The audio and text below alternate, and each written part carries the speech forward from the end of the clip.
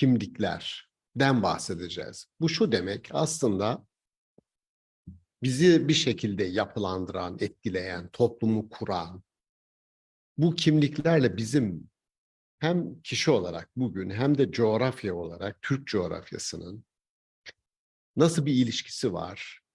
Bu ilişki çok makul bir ilişki mi?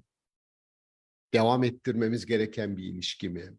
Temel karakteri ne bu ilişkinin ya da bu makro kimliğin? Coğrafya bu düşünceyi nasıl etkiliyor? Coğrafya bir düşünceyi etkiler mi? Kişinin düşünme biçimini etkiler mi? Etkiliyor. Yani şimdi ele alacağız. Etkiliyor. Onun için biz dinden, mezheplerden, düşünce ekollerinden, sadece mezhep olması gerekmez. Felsefede de böyle. Bahsettiğimiz zaman özelde tabii en üst anlatı olarak burada din, İslam söz konusu. Sonra onun altında e, tek başına bir kişi olsa biz bir kimlik arayışından bahsetmeyiz, makro kimlik. Kişi değil de toplumdan, hiyerarşiden, daha doğrusu dinden bahsedeceğiz. İnançtan değil. Yani bir kişinin inancının olup olmaması ayrı bir şey. Allah inancı ayrı bir şey. Din dediğimiz toplumsal hiyerarşilerle, kurallarla ilgili bir şey. Yani kanun diyorsun. Türkiye'de de öyle. Yasa var, kanun var, yönetmelik var, tüzük var. Neden? Çünkü toplu halde yaşıyorsun ve insanların birbiriyle ilişkide dikkate alması gereken kurallar var. Bu kadar basit yani. Trafikteki gibi. Bu kadar basit. Ha, bunu din koyduğu zaman dini oluyor. Bazen o herhangi bir mezhep tarafından konulup konulmadığı dikkate alınmadan, nihayetinde mezhep kurucusu da bir insandır, bir kişidir. Dinin içinde yer aldığı için çoğu zaman ona biz kutsallık da atfederiz. Aynen şuna benzer. Tam benzer mi bilmiyorum da ben çok görmüşümdür. Bir Arapça yazılı bir reçeteyi herhalde bir dindar kişi yerde görse, reçete, bildiğiniz reçete ya da saç bakım ürünlerini nasıl kullanacağınıza dair Arapça bir metni görse yerden alır, öper ve bir duvarın yüksekçe bir yere koyar. Yani Arapça olması onun için bir kutsiyeti çağrıştırıyor doğrudan. Dini olunca da biraz dokunulamaz, biraz dokunulamaz. Hakkında yeni bir şey söylenemez gibi kendi kendini koruyan, çok affedersiniz, kendi kendini koruyan bir mekanizma yaratıyor. Yani normalde insan kendini korur. Dinin de kendini koruyan mekanizması o hale kutsallıkla oluyor. Bu çoğu zaman her şeyi bitiren söz olarak karşımıza çıkar, çok tehlikelidir. Bakın biz bir şeyde karar vereceksek bir konuda hepimiz müzakere ederiz. Herkes fikrini söyler. Doğru mu? Dinleriz ve en iyisini bulup onu uygulamaya çalışırız. Müzakerenin mantığı bu. Fakat dinde o kadar müzakere yaptık tamam mı? En sonunda bir arkadaşımız çıktık. Arkadaşlar dedi, siz ne anlatıyorsunuz dedi. Ayet var. Bakara suresi varsayıyorum. 120. ayet şöyle diyor. Ayet okuduğu zaman bütün tartışma biter. Doğru mu? Tartışmayı bitiren söz. Şimdi oysa ayet nihayetinde bize yorumla geliyor. Dolayısıyla insanın olduğu her yerde bir yorum var. Bu mezhep kurucusu dahi olsa. Dolayısıyla din halisi içerisine alıp onu dokunulmaz, hakkında artık daha konuşulamaz bir unsur olarak gördüğümüz zaman iş bitmiştir. Yüzyıllarca bir iki insanın fikrini, nihai görüşünü bütün insanlara uyulacak, herkesin ona göre hizaya geleceği bir söz, bir hüküm, bir yargı olarak tutmak ve doğruluk karakterini, fayda karakterini, maslahat yani kamu yararı karakterini, herhangi bir iyiye yönelip yönelmediğine dair hikmet karakterini, yani bir sözün karakterini tespit etmemiz lazım. Hangi amaca yönelmiştir? Buradaki kamu yararı, maslahat nedir? hangi faydayı sağlayacaktır? Şimdi bütün bunları tartışırken bir söz bakarsınız bugün hiçbir karşılığı bir hükmün olmayabilir. Belki bir zaman gelir olur. Ama sırf bu söylendi, çok büyük bir zat, şahsiyet tarafından söylendi diye onu bugün alıp uygulamak zorunluluğu olmamalıdır. Diyorum ya, hala onun etrafında tartışabilmeliyiz. Şimdi şu söylediklerimden geldiğim nokta şu. Biz neden Maturidi, Hanefi, daha doğrusu önce Ebu Hanife'yi alırsanız Hanefi, Maturidi gelenek ve rasyonellik, aklilik, makuliyet zemininden bahsediyoruz? Neden Hicaz dediğimiz zaman, Hicaz ekolü dediğimiz zaman sabit, donmuş, hakkında bir daha konuşulamaz, tartışılamaz bir hükümler bütününden, bir mezhepten diyelim Hanbelilik, onun bugünkü versiyonu Vahabilik, Selefilik. Yani neden orada öyle bir düşünce var da bugün farklı coğrafyalarda daha çok kültürün de dikkate alındığı bir makuliyet zemininde büyüyen ve gelişen diyorum. Büyüyüp gelişebilmesi için akil insanların bir şekilde katkıda bulunması gerekmez mi? Yani şu cümleyi lütfen unutmayın. Hakikat dediğimiz şey bir parçası olduğunuzda tamlanan şeydir. Bakın, siz bir parçası olduğunuzda ancak tamlanır, bütünlenir, kamil hale gelir. Hakikat, şimdi bu söylediğim aslında bu cümleyi tırnak içinde alın ve bugünkü dersimiz bitmiştir arkadaşlar desek yeterlidir yani. Hakikat, siz yani biz bir parçası olma imkanına sahipsek ancak kamil olabilir, kemale erebilir, tam olabilir. Sürekli başkasının yapılandırdığı ve size takdim ettiği bir söz, bir ceket, bir kazak bile sizin hoşunuza gitmez ya. Sizin ölçünüzü almadan, size danışmadan, zevkinizi, beden ölçünüzü, anlatabiliyor muyum? Sizi dikkate almadan birisi gitse, alsa, bir şey gelse, sana bunu aldım. Yahu insan bir beni dikkate alır. Doğru mu? Zevkini dikkate alır. Bu söylediğim, biz mezhepler konusunda bir düşünce ekolü, Maturidilik, Hanefilikten bahsediyoruz. Niye özelde bundan bahsediyoruz? Çünkü kabul edelim, biz tarihsel olarak Orta Asya'da, yani Arapların bir şekilde, bunu Araplar olarak almak belki biraz rahatsız edebilir. Çünkü şöyle bir noktaya gelebiliriz. Nihayetinde Araplar kendi coğrafyalarının dışına çıktıkları zaman bunun adı kendileri açısından fetihtir. Ama gittikleri topraklar açısından işgaldir. Bu doğru mu? Bu doğru. Şimdi Arapların kendi topraklarının dışındaki coğrafyayı fethetmesi ya da işgal etmesinin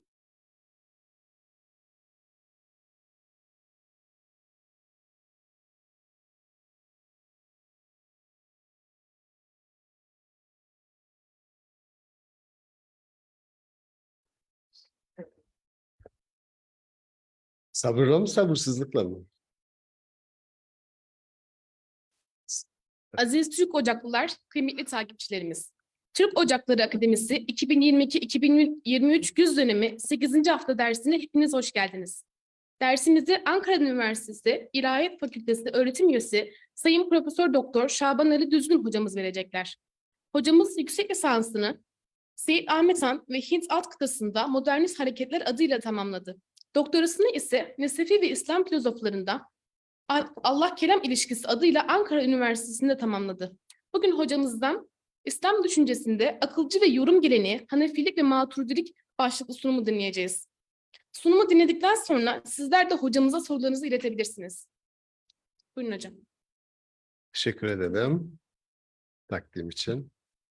Hayırlı sabahlar olsun arkadaşlar. Makro kimlikler var ya da üst anlatılar dediğimiz insanları bireysel olarak aşan, hatta insanların içine doğdukları kimlikler bunlar. Bu bazen ulus kimliği olur. İçine doğduğunuz ülkeyi seçebiliyor musunuz? seçemedik. Bazen din olur. Sonradan seçebilirsiniz, değiştirebilirsiniz ama içine doğduğunuz din de, mezhep de, hatta bu sadece din, mezhep için değil. Fizikte bile ekoller vardır, ekonomide bile ekoller vardır. Doğru mu? Üniversite okuyan arkadaşlarımız bilirler. Ekonomide Chicago ekolü ayrı bir insan, toplum tasavvuru vardır vesaire. Ekoller. Şimdi bu üst anlatılar ve makro kimliklerden bahsedeceğiz. Bu şu demek, aslında bizi bir şekilde yapılandıran, etkileyen, toplumu kuran, bu kimliklerle bizim hem kişi olarak bugün hem de coğrafya olarak Türk coğrafyasının nasıl bir ilişkisi var? Bu ilişki çok makul bir ilişki mi? Devam ettirmemiz gereken bir ilişki mi? Temel karakteri ne bu ilişkinin ya da bu makro kimliğin? Coğrafya bu düşünceyi nasıl etkiliyor? Coğrafya bir düşünceyi etkiler mi? Kişinin düşünme biçimini etkiler mi? Etkiliyor. Yani şimdi ele alacağız. Etkiliyor. Onun için biz dinden, mezheplerden, düşünce ekollerinden, sadece mezhep olması gerekmez. Felsefede de böyle. Bahsettiğimiz zaman özelde tabii en üst anlatı olarak burada din, İslam söz konusu. Sonra onun altında e, tek başına bir kişi olsa biz bir kimlik arayışından bahsetmeyiz, makro kimlik. Kişi değil de toplumdan, hiyerarşiden, daha doğrusu dinden bahsedeceğiz. İnançtan değil. Yani bir kişinin inancının olup olmaması ayrı bir şey. Allah inancı ayrı bir şey. Din dediğimiz toplumsal hiyerarşilerle, kurallarla ilgili bir şey. Yani kanun diyorsun. Türkiye'de de öyle. Yasa var, kanun var, yönetmelik var, tüzük var. Neden? Çünkü toplu halde yaşıyorsun ve insanların birbiriyle ilişkide dikkate alması gereken kurallar var. Bu kadar basit yani. Trafikteki gibi. Bu kadar basit. Ha, bunu din koyduğu zaman dini oluyor. Bazen o herhangi bir mezhep tarafından konulup konulmadığı dikkate alınmadan, nihayetinde mezhep kurucusu da bir insandır, bir kişidir. Dinin içinde yer aldığı için çoğu zaman ona biz kutsallık da atfederiz. Aynen şuna benzer. Tam benzer mi bilmiyorum da ben çok görmüşümdür. Bir Arapça yazılı bir reçeteyi herhalde bir dindar kişi yerde görse, reçete, bildiğiniz reçete ya da saç bakım ürünlerini nasıl kullanacağınıza dair Arapça bir metni görse yerden alır, öper ve bir duvarın yüksekçe bir yere koyar. Yani Arapça olması onun için bir kutsiyeti çağrıştırıyor doğrudan.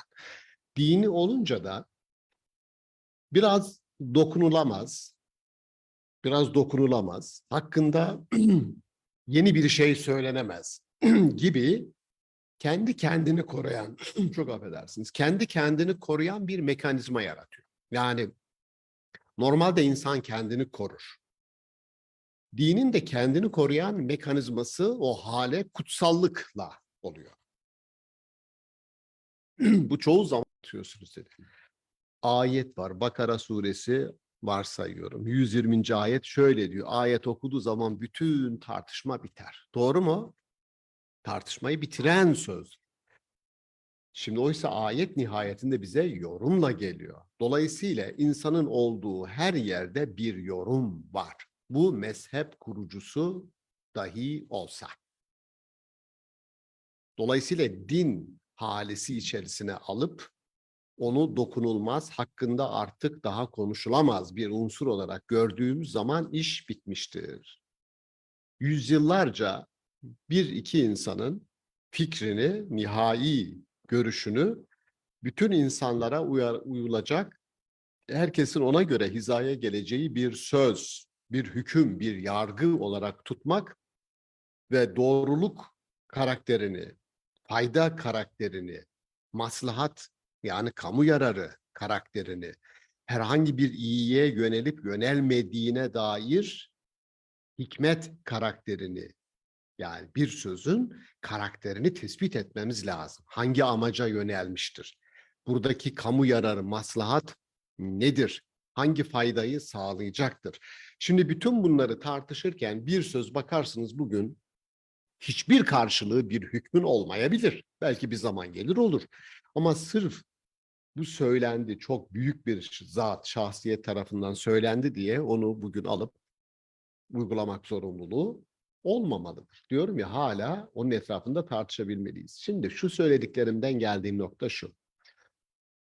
Biz neden Maturidi, Hanefi, daha doğrusu önce Ebu Hanife'yi alırsanız Hanefi, Maturidi gelenek ve rasyonellik, aklilik, makuliyet zemininden bahsediyoruz? Neden Hicaz dediğimiz zaman, Hicaz ekolü dediğimiz zaman sabit, donmuş, hakkında bir daha konuşulamaz, tartışılamaz bir hükümler bütününden, bir mezhepten diyelim Hanbelilik, onun bugünkü versiyonu Vahabilik, Selefilik. Yani neden orada öyle bir düşünce var da bugün farklı coğrafyalarda daha çok kültürün de dikkate alındığı bir makuliyet zemininde büyüyen ve gelişen diyorum. Büyüyüp gelişebilmesi için akil insanların bir şekilde katkıda bulunması gerekmez mi? Yani şu cümleyi lütfen unutmayın. Hakikat dediğimiz şey bir parçası olduğumuzda tamlanan şeydir. Bakın, siz bir parçası olduğunuzda ancak tamlanır, bütünlenir, kamil hale gelir. Hakikat, şimdi bu söylediğim aslında bu cümleyi tırnak içinde alın ve bugünkü dersimiz bitmiştir arkadaşlar desek yeterlidir yani. Orta Asya'da, yani Arapların bir şekilde bunu Araplar olarak almak belki biraz rahatsız edebilir. Çünkü şöyle bir noktaya gelebiliriz. Nihayetinde Araplar kendi coğrafyalarının dışına çıktıkları zaman bunun adı kendileri açısından fetihtir. Ama sadece askeriyeyle kurulmaz. Dünyanın hiçbir yerinde, bugün Türkiye için de düşünebilirsiniz, gelecek projeksiyonu yaparken de düşünebilirsiniz. Bu mümkün değil. Askeri bir güçle ben güç olurum, öyle bir şey yok. Medeniyet olabilmeniz için bunun arkasında mutlaka bir entelektüaliteniz olması lazım. Bir düşünceniz olması lazım. Onun için bakarsanız biz mesela büyük İslam alimlerini paylaşamayız. İbn Sina İranlı mıdır, Türk müdür diye birbirimizi yiyoruz. Farabi'de şükür bir tartışma yok. Farabi Kazak, Otrar'dan Farab ya da Otrar doğduğu yeri de gidip gezebilirsiniz. Bir şehir yok ama bir yerleşim birimiydi eski belli. Otrar geziye açık. Bunun gibi büyük büyük alimler, Maturidi mesela. Bakınız niye biz bu büyük insanları, ulemayı, düşünce üreten insanları öne çıkarıp onlar üzerinden bir kimlik tahkimi yapmaya çalışıyoruz? Çünkü düşünceniz yoksa, yani askeri hareketlilik sınır tanır ama düşünce sınır tanımaz, vize istemez. Her yere seyahat edebilir, dünyanın her tarafında. Gidebilirsiniz Avustralya'ya, gidin Avustralya'da size Mevlevi bir grup, yani Avustralyalı Mevlevi grubun sizi davet ettiğini, size gösteri sunduğunu görürsünüz. Ya da gidersiniz İspanya'ya, İngiltere'ye İbni Arabi toplulukları görürsünüz. Bu başlığı yaptım onu ben. Kitabımın adı Kimliksiz Hakikatler.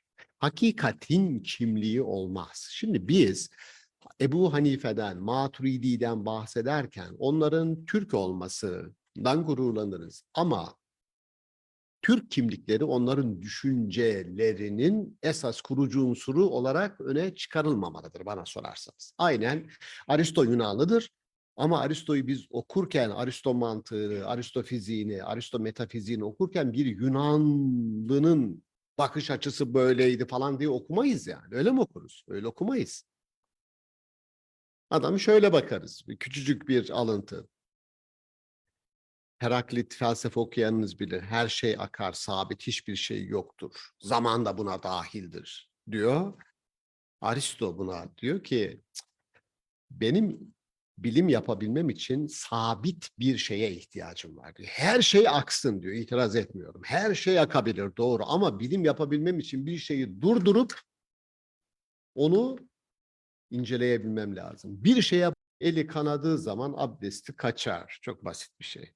Kime göre? Hanefilere göre.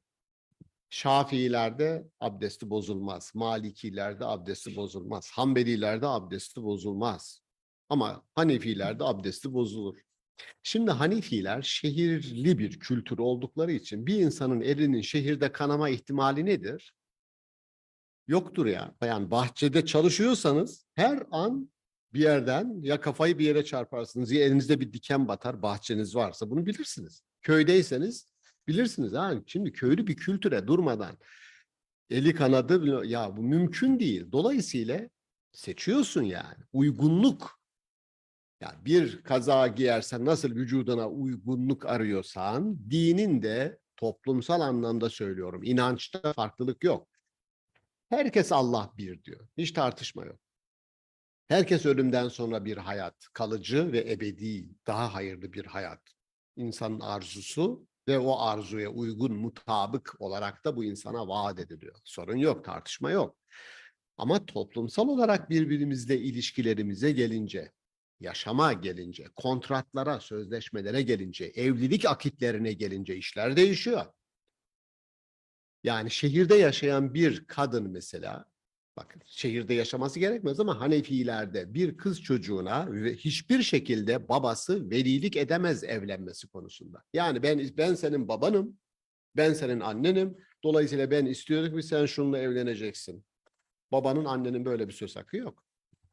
Hanefiler, bir baba bu konuda kızına velilik yapamaz. Şafiiler de yapabilir. Ya düşünsenize, Şafiilik bir din kodu olduğu için, mezhep kodu olduğu için bir baba şunu söyleyebilir. Kızım sen beni dinlemek zorundasın. Neden? Bu dinen böyledir. Bakar mısınız?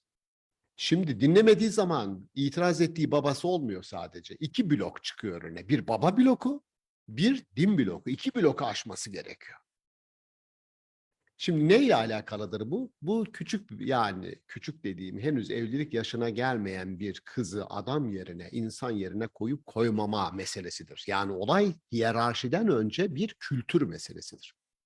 Hiyerarşiden önce, hiyerarşi dediğimiz şu, toplumsal rol ataması yapıyorsun. Nedir o? Ana diyorsun, baba diyorsun, çocuk diyorsun. Niye öyle diyoruz? Çünkü onun dünyaya gelmesinin sebebi o. Ama Halil Cibran diyor ki, bir çocuğu dünyaya getirdiğiniz için, buna vesile olduğunuz için ebediyen onun sahibi olduğunuzu düşünmeyiniz. Ama bir din ya da bir mezhep çocuğu babasına, anasına bağımlı kılan bir kültür yaratarak onun sahibi gibi ilelebet, ölene kadar sahibi gibi onu atayabilir yanlış bir şekilde. Var mı bu? Var. Şöyle düşün. Ahlaka mugayir hareket etti diye, ahlaka mugayir hareket etti diye bir aile meclisi toplanıp kızları hakkında, kız kardeşleri hakkında neyse işte aile meclisi karar alıp ölümüne hükmedebiliyor mu bugün Türkiye'de? Var mı böyle meclisler? Var. Var. Kendi elleriyle kızlarını, kız kardeşlerini asan, sonra da intihar etti süsü veren olayların sayısını biz bilmiyoruz ya.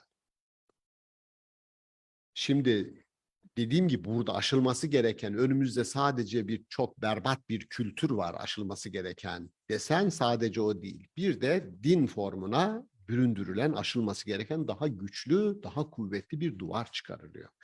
Dolayısıyla mesele nedir? Mesele şu: bir mezhebin, bu Maturidilik, Hanefilik olabilir, Eş'arilik, Şafiilik olabilir, Mutezile olabilir ya da mezhepsizlik olabilir. Hiç fark etmez. Benim bugünkü bakış açımı sizinle paylaşıyorum. O da şu: en büyük değer, tartışılmaz, en büyük değer dinine, imanına, dinsizliğine bakılmadan insanın kendisidir. Dinine, imanına zerre kadar bakmam insan olarak. Hakkını, hukukunu koruma altına almak için bir insanın herhangi bir dinin içinde yer alması gerekmez. Herhangi bir ırkın içine yer alması gerekmez. Herhangi bir ülkenin vatandaşı da olması gerekmez.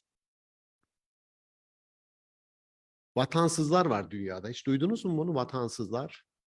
Emniyete giderseniz onlar da dosyalara kabarık olarak durur. Heimatloser denir. Vatansızlar. Hiç kimliği yoktur. Çoluk çocuğu okula gidemez, sağlık hizmeti alamaz. Çünkü uyruğu yok yani. Uyruğu yok. Mesela İtalya'ya bakarsanız, İtalya'da ben hocalık yaptım, biliyorum. Çingeneler. Vatandaşlıkları yoktur. Dolayısıyla hiçbir ne eğitim hizmeti alabilirler ne sağlık hizmeti alabilirler. Ya da ülkesi kendi vatandaşlığından çıkarmış bir adamı bir başka ülkenin vatandaşlığına da henüz geçememiş, o adam da haymatlostur. Vatansızdır yani. Şimdi diyorum ya, vatansız olsun, herhangi bir dine ait olmasın, bu adamın temel hak ve özgürlükleri koruma altındadır. Nedir onlar? Bu adamın canına dokunamazsın. Bu adamın malına dokunamazsın. Bu adamın ırzına dokunamazsın. Bu adamın aklına, yani düşünce özgürlüğünü kısıtlayamazsın. Söz söyleme hakkını bloke edemezsin vesaire. Temel haklar. Buna bizim kültür el-ismetu bil ademiyye adını vermiş. Yani bir insan sadece insan olduğu için temel haklardan yararlanma hakkına sahiptir. Blok edemezsin. Şimdi ne dedik? Birinci ilkemiz şu. İnsan en üstün unsurdur. En büyük değerdir. Şimdi insanı insan yapan nedir? Bir, yani şöyle bir örnek verelim. İnsana biz 21. yüzyıl için Tanrı diye bir kitap tercüme ettim birkaç ay önce. 21. yüzyıl için Tanrı. Okumanızı öneririm. 6 ayda 6 baskı yaptı bu kitap. Yani iyi bir boşluk dolduruyor. Diyor ki bir salona girseniz, mahkeme salonuna, kürsüde bir robot hakim görseniz diyor. Şimdi robotların ahlakını tartışıyor. Robotlar hayatımıza daha fazla girmeye başladı. Yapay zeka ile bunlar, düşünün, yapay zeka ile bir robot var. Kasıt şu yapay zekadan.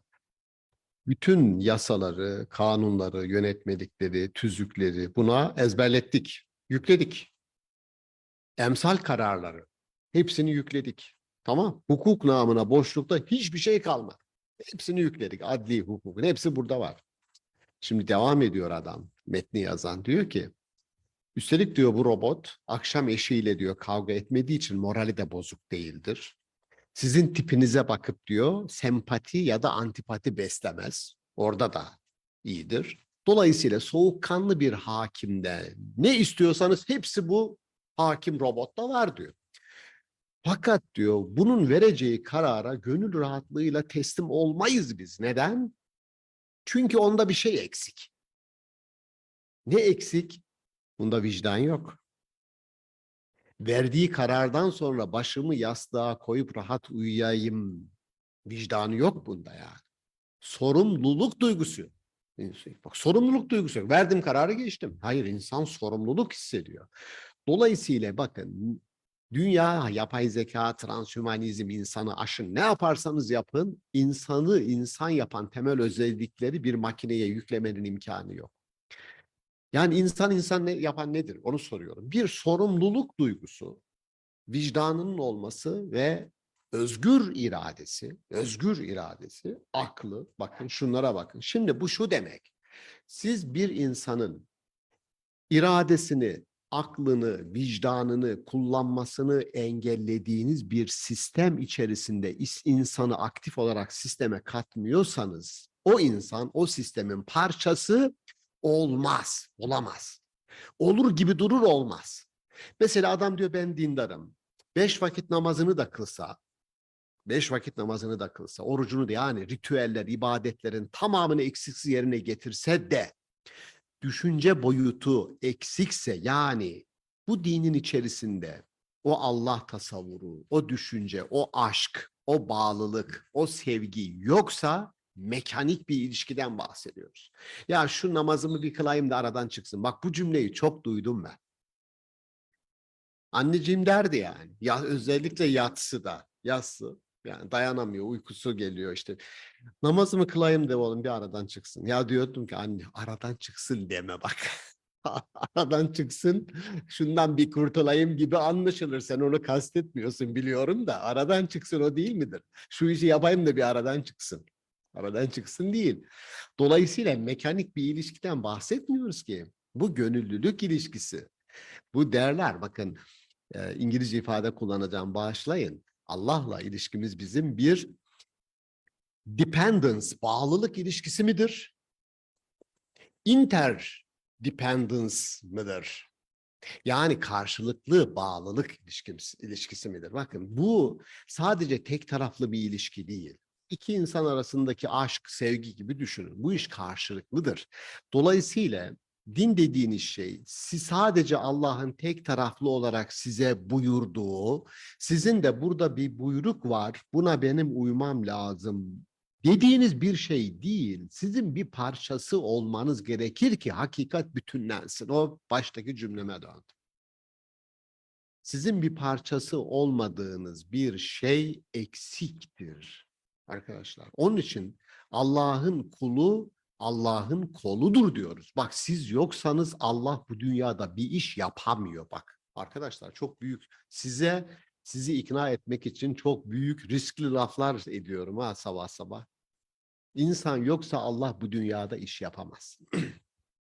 Kozmik dünyada yapar. Güneş her gün doğar. Ama aç olan bir insan ancak sizin vasıtanızla doyar. Hasta olan bir insan ancak bir doktor vasıtasıyla sağaltılır, iyileştirilir. Doğru mu? Anadolu'da söylendir bu laf. Allah'ın kulu, Allah'ın koludur. Lafı dünyada değil yani, Çin'de değil, Avrupa'da değil. Burada söylendi. Çünkü bizim tecrübemiz şunu gösteriyor. Bizim tecrübemiz şunu gösteriyor. Dini olarak Allah insana ne diyor? Halife. Halife keçiyi düşünün. Keçinin iki memesi var. Bir tanesi köreldi, hastalandı ve süt vermiyor. Olabilir. Geri kalan o tek ümit olan memeye halife diyor Araplar. Son ümit. Düşünün bir keçiniz var, çocuğunuza oradan süt sağıp veriyorsunuz ve bir tanesi gitti. Bir tane kaldı. Son ümittir.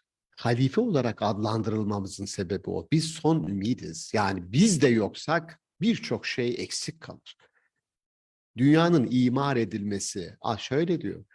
Vallahu yed'u ila darisselam. Allah yeryüzünü barış ve esenlik yurduna çevirmenizi sizden ister diyor. Vallahu yed'u.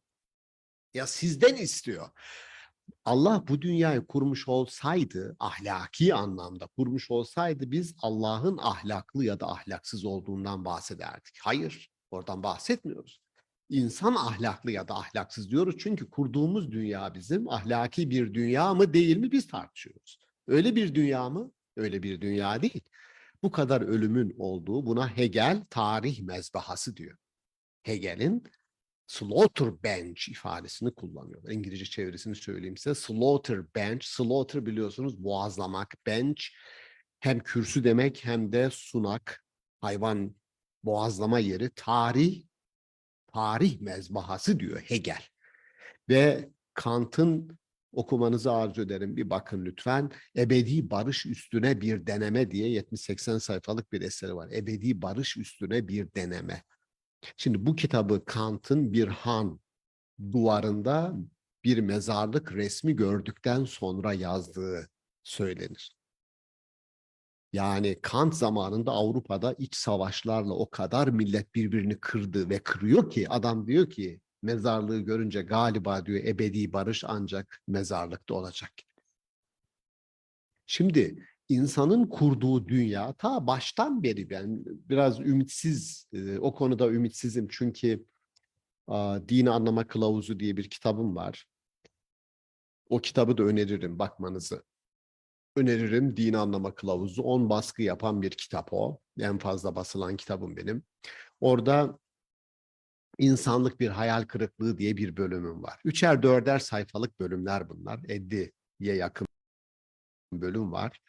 İnsanlık bir hayal kırıklığı. Hayal kırıklığı dediğim şu. Adem'in 2 oğlu.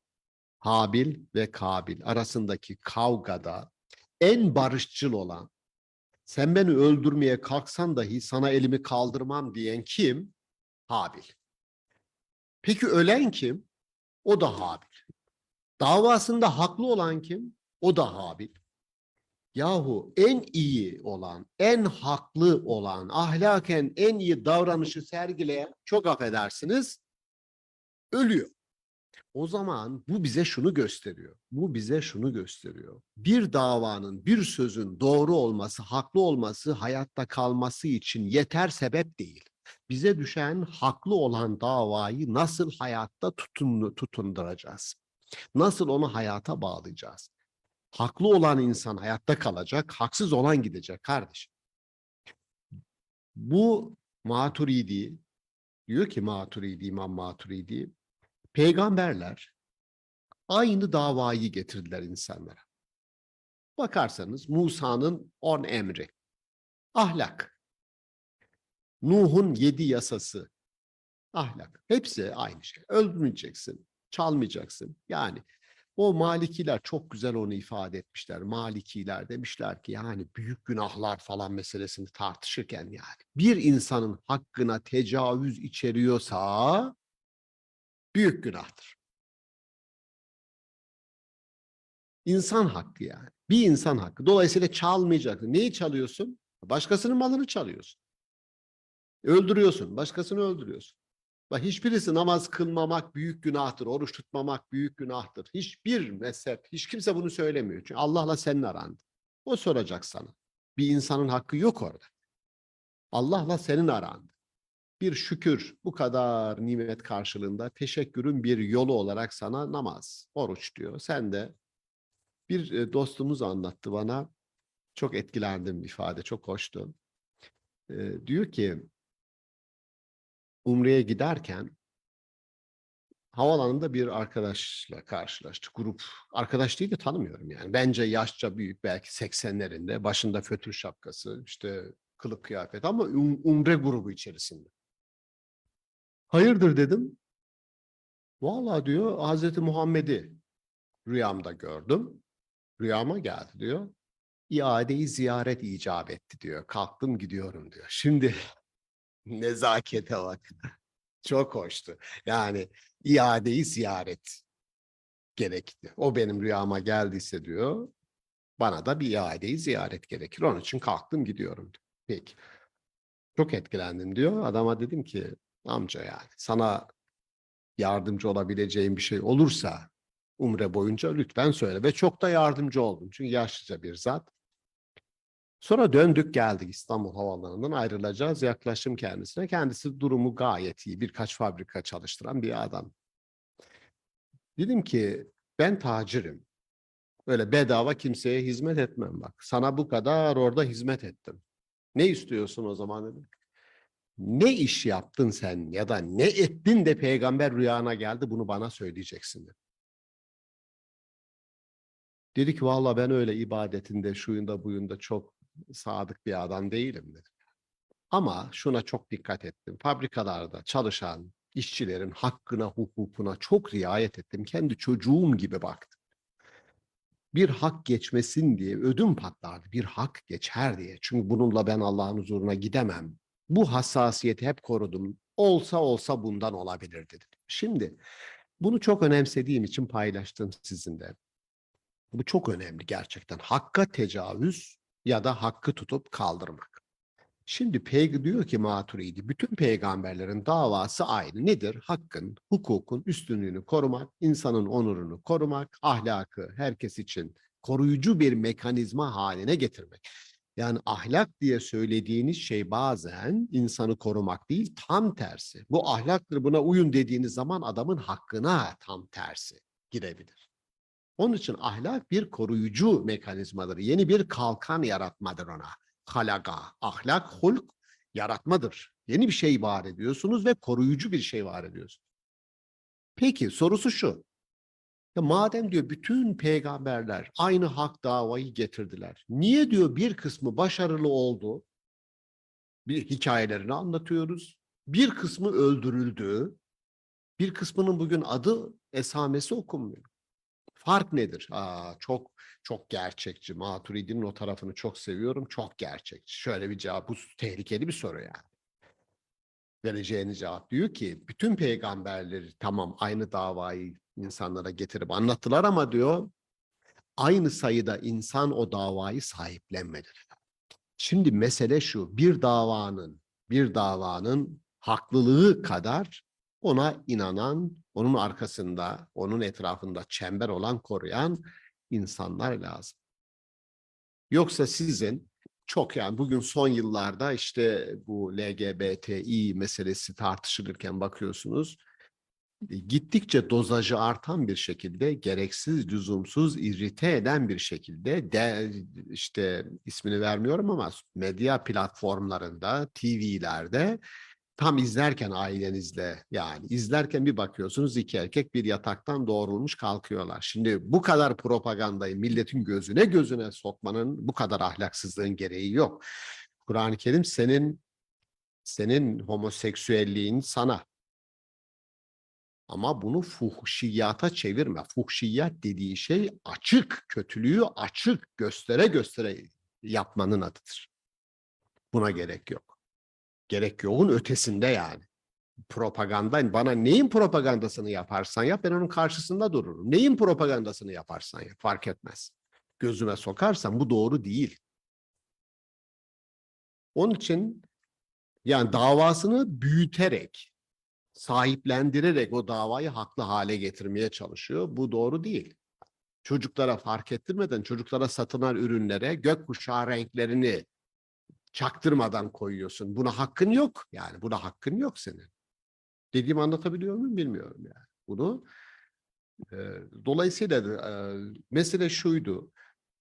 Haklı olanın hayatta kaldığı ama şuna dikkat edelim lütfen yani. Kimin haklısı sorusu hep gelebilir. Çünkü biz dindarız ve dindar insanların ağırlıklı olarak ahlakı bir relasyon ahlakı dediğimiz ilişkiler ahlakı ve konum, durum ahlakıdır. Yani kastım şu, başkasını hep kendine göre değerlendirir.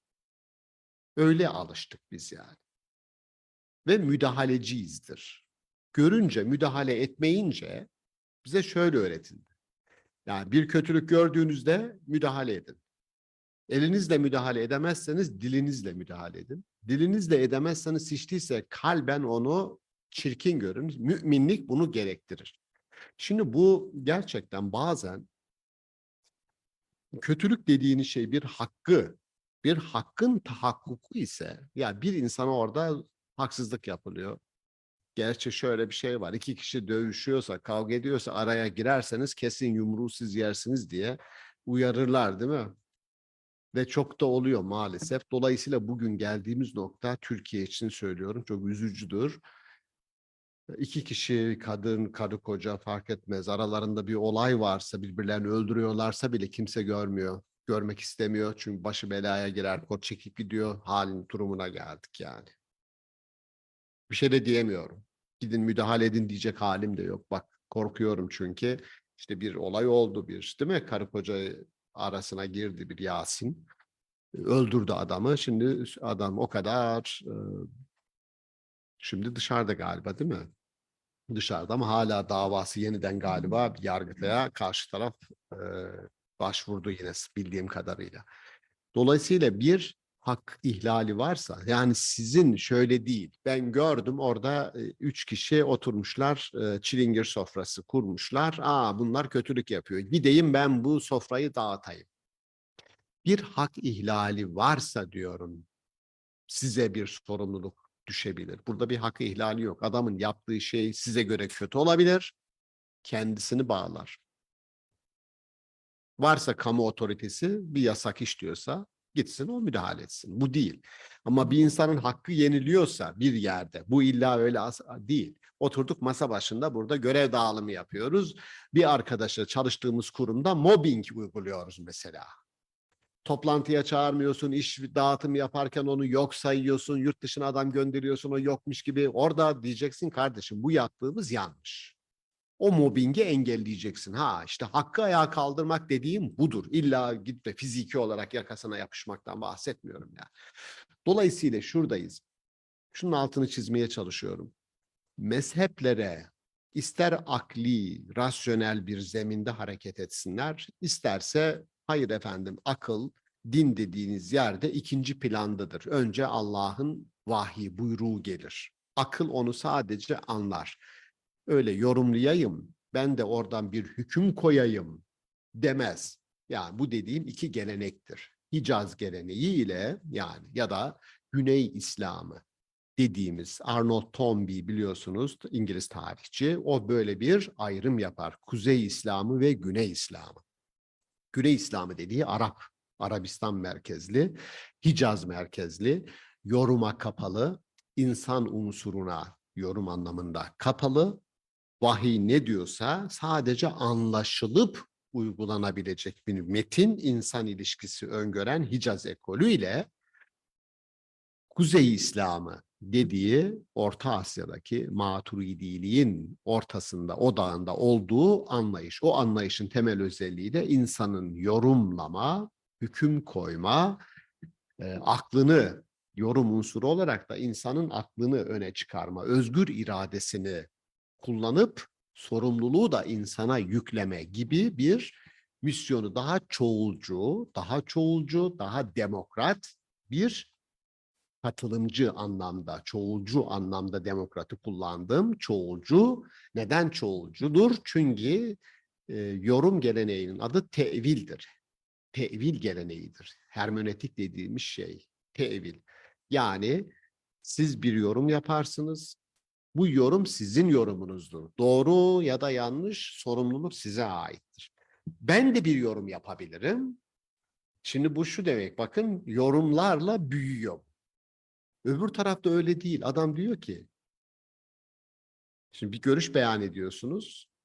Adam diyor ki sen diyor, tabii ilahiyat hocaları bununla çok sık karşılaşırlar. Yorum yaptığınız zaman sen diyor senin yaşın kaç başın kaç diyor. Koca alimler böyle görüş beyan etmişler. Sana düşen ona tabi olmaktır. Mesela Diyanet İşleri Başkanlığı'nın o fetvalar falan verirken mutlaka açıp geçmiş yüzyıllardan bir alimle onu temellendirmesi gerekiyor. Zira korkuyorlar yani. Soracaklar onlara. Nereden aldın bunu? O da yazacak. Yeter ki oraya ölmüş bir adamdan bir şey kayıt ver yani. Ölülerin dirileri idare ettiği bir dünyadır bizim dünyamız. Ne kadar eskiye gidebilirsen, arkeolojideki gibi yani ne kadar eski bir kayıt buldun o kadar değerlidir. Geleneği önemseriz. Hangi anlamda? Doğrusuyla önümüzü görebiliriz. Ama hepsinin doğru olduğunu kabul etmek için hiçbir yani böyle bir dünyada fizikte bile yok. Newton fiziği ile Einstein fiziği, kuantum fiziği arasında dağlar kadar fark var yani. Değil mi? Kendi zamanında bile Einstein'ın kuantum fiziği ile alakalı o kadar yayınlar yapılıyor diyor ama hiçbirisine prim vermiyor. Şiddetle karşı çıkıyor yani. Tanrı zar atmaz diyor yani. Yasa yasadır. O kadar. Tanrı zar atmaz. Yok öyle diyor. Her şey olabilir. Yani bugünkü postmodern dünyadaki gibi her şey olabilir. Yok öyle. Her şey olabilir diye bir şey yok. Ama fizik ekolleri arasında bile tarihsel akış içerisinde farklılık var. Dolayısıyla bu yorumun esas olduğu bir yerde, yorumun esas olduğu yerde çeşitlilik olması çok doğaldır ve bu zenginlik kaynağıdır. Rasyonel gelenek dediğimiz şey, benim bir makalem var, okumanızı arzu ederim. Entelektüel milliyetçilik diye. Irka dayalı milliyetçilik 16. yüzyıla dayanan bir milliyetçiliktir, ırksal anlamda. Fakat fikirsel milliyetçilik dediğimiz, entelektüel milliyetçilik dediğimiz bir olgu var. Oradan kasıt şu. Şimdi Hanefiler, Küfe ekolü diye meşhur bir Hicaz ekolü ve Küfe ekolü. Yani dini düşüncenin azıcık genetiğini kavramak açısından söylüyorum. Küfe daha çok Arap olmayan unsurların bulunduğu bir yer. Ebu Hanife de bunlardan bir tanesi. Ve dini konularda insanın kendi yorumunu, şimdi bu çok e, farklı bir alana geçiyoruz işte. Sizin anlamanız belki biraz zorlaşabilir orada. Ya bir insanın bir konuda akıl yürütmesi kadar doğal bir şey olmaz diyorsunuz yani. Size bir şey söylendiği zaman bu doğru mu yanlış mı diye hakkında düşünebilirsiniz. Ama dini bir şeyse düşünemezsin diyor konuda. Yani neden? Çünkü bunu size söyleyen, buyuran sizin için bunu böyle uygun görmüştür ki, iyi öyle gördüğü için, uygun gördüğü için, zaten iyi olduğu için uygun görmüştür diyor. Orada bir dikotomi var aslında. Şöyle, mesela Allah bizim için bir şeyi buyurdu. Peki, Allah bir şeyi bizim için buyururken, örnekleyelim, içkiden uzak durun derken, Allah içkiden uzak durun dediği için mi içki bize yasak? Ya normal şartlarda Allah olmasaydı ya da Allah bize buyurmasaydı içkiden uzak durun diye, içki gayet normal içilebilir bir şeydi. Öyle miydi? Yoksa içki zaten doğası gereği içtiğinizde sizin aklınızı başınızdan aldığı için, kontrolü kaybetmenizden dolayı zaten kötü bir şeye sebep olduğu için mi o buyruk geldi? Şimdi aslında aynı şeyler söylüyor. Maturidilikte biliyorsunuz şöyle denir. İnsanın aklı bir şeyin iyi ya da kötü olduğuna dair hükmü verebilir. Ya bunun için vahye ihtiyaç yok. Yani içkinin kötülüğü hükmünü, kumarın kötülüğü hükmünü insanın aklı verebilir. Eğer böyle dersek başka şeylere de aynı şekilde insan aklı hüküm verebilir. Yani her şeyi size Kur'an'ın sayıp dökmesine gerek yok buna göre. Karşılaştığınız bir meseleye dair eğer insan aklına böyle bir yetkiyi tanırsanız o yetkiyi başka alanlarda da kullanabilir. Doğru mu? Doğru. Dolayısıyla insanın böyle bir aklının böyle bir kabiliyeti var mı yok mu? Maturidilere göre var. Eş'ariler diyorlar ki hayır. Allah öyle dediği için o hükmü almıştır. Bitti. Aslında diyorum ki şu soruyu sorsak aynı noktaya gelecek. Allah bir şeye iyi ya da kötü derken onun iyiliğini, kötülüğünü yani farklı farklı yargılar, hükümler veriyor çünkü. Onu düşünerek mi veriyor, düşünmeden mi veriyor? Düşünerek veriyor. Yani ya, içki kötüdür, uzak durun derken bir şeye dayanıyor mu, dayanmıyor mu? Bir dayanağı var mı bunun? Mutlaka var. Dolayısıyla o zaman o dayanak aslında bizim de dayandığımız dayanak. O da nedir? Ya insana zarar veriyor. Tamam. Dolayısıyla aynı noktaya gelmiş oluyoruz. Allah da buyurmuş olsa, biz de bulmuş olsak ortak noktamız onun kötülüğüdür aslında. Yani ben hatırlayabilir misiniz? Var mıdır aklınızda? Yani Allah'ın buyurduğu mutlaka yapın dediği ama yaptığımızda ortaya sorun çıkaran bir emir var mıdır? Ben bilmiyorum ya. İnsan aklıyla Allah'ın aklı aynı noktada buluşuyor. Şeyi de İmam-ı Azam Ebu Hanife'ye hocalık ettiği söylenir ama fiziki bir hocalık aslında yok aralarında. Cafer-i Sadık, Şii kültürün, Caferilerin çok önemsediği bir imamdır. İmam Cafer, Caferiye çok büyük bir isimdir yani. İmam Cafer-i Sadık. Onun şöyle bir sözü var. Diyor ki insanın aklı aslında insanın içindeki peygamberdir. Peygamber de insanın dışındaki akıldır. Bu şu demek, çok büyük bir laf. Yani aklın söylediğiyle peygamberin söylediği aynı noktaya gelir buluşur. Aynı noktada gelir buluşur.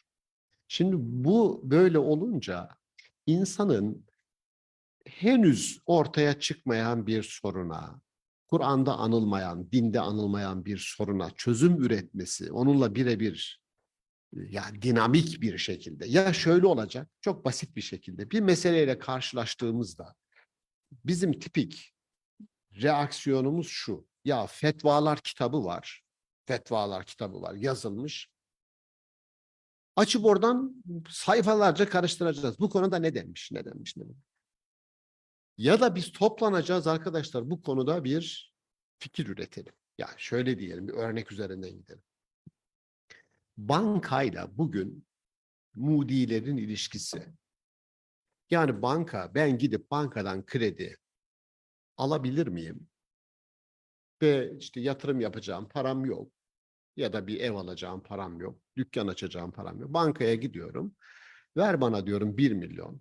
O da veriyor. Karşılığında da bir ticari akit yapıyoruz. Onun karşılığında da ben ona bir şey ödüyorum işte.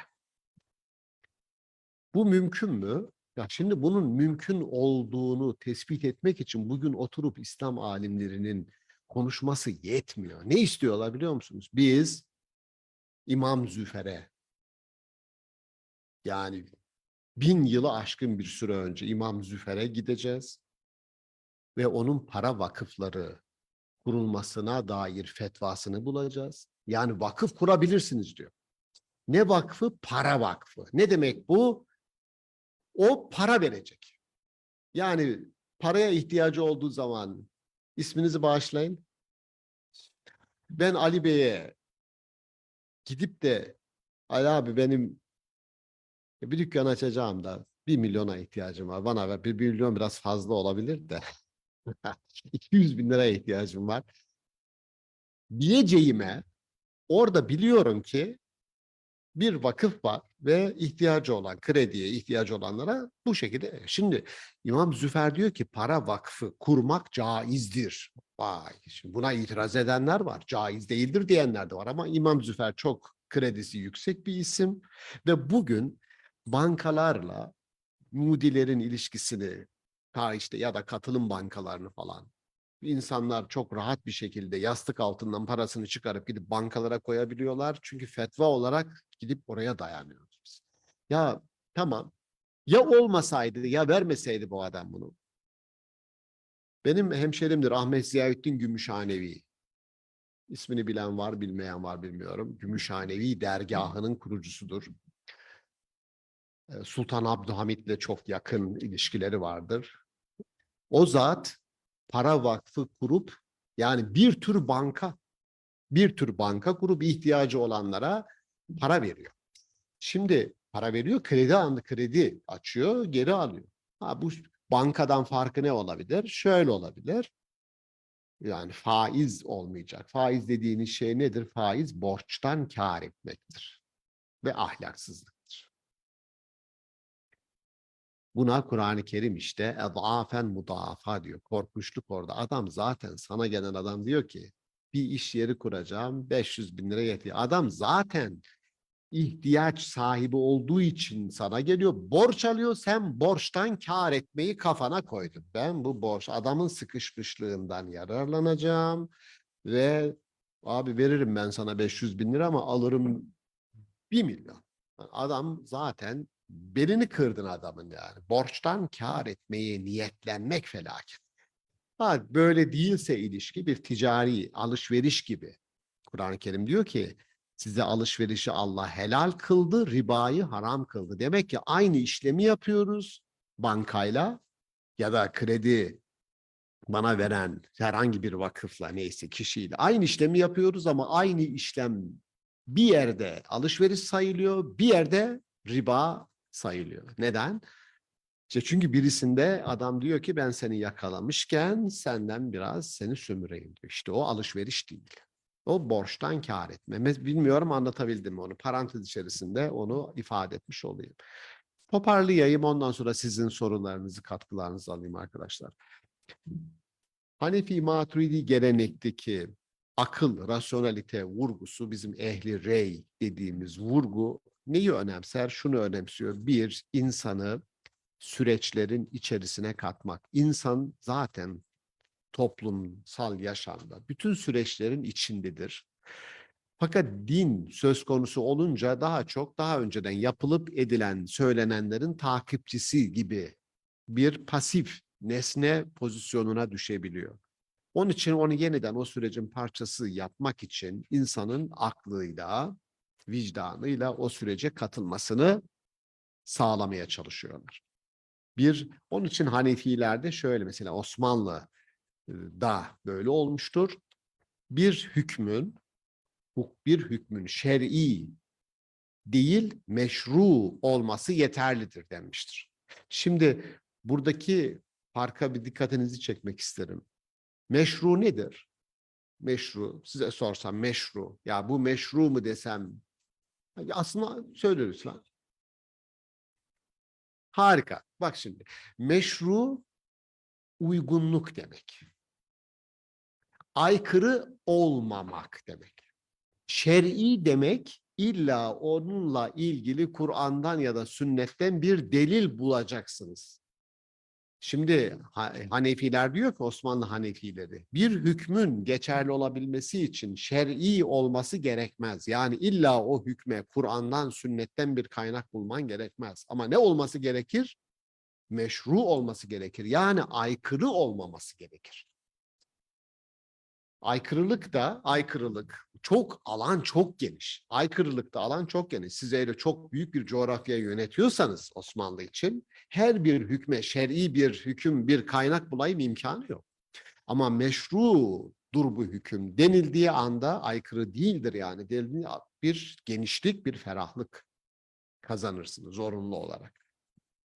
Onu sağlayan da işte insanın bakın yorum gücü. Şöyle olurdu. Diyelim Yemen'de bir mahkeme salonundasınız. Bak, Yemen'de bir mahkeme salonundasınız. Olanı anlatıyorum size. Burada bir hakim var. Bu Osmanlı'nın merkezden atadığı bir hakim. Bir davayı görüyoruz. Tarafları dinledik ettik. Son kararı vereceğim. Son kararı vereceğim ben. Fakat yanımda o bölgeden bir naip var. Hakim, naibi, vekil. Ona dönüyorum. Diyorum ki benim vereceğim hüküm bu. Fakat sizin buralarda böyle bir cezaya verilen ceza nedir böyle bir suça? O da diyor ki bizim buralarda bu şöyle cezalandırılır. Onu dikkate alarak bir hüküm veriyorum ve o hüküm de aykırı olmaması kaydı. Bakın uygunluk dikkate alınınca bu sefer bakın rahatladık. Yani illa şöyle düşünün bir olay oluyor. Bu suça bütün İslam toplumları aynı cezayı tatbik edecekler. Olmaz, doğru değil.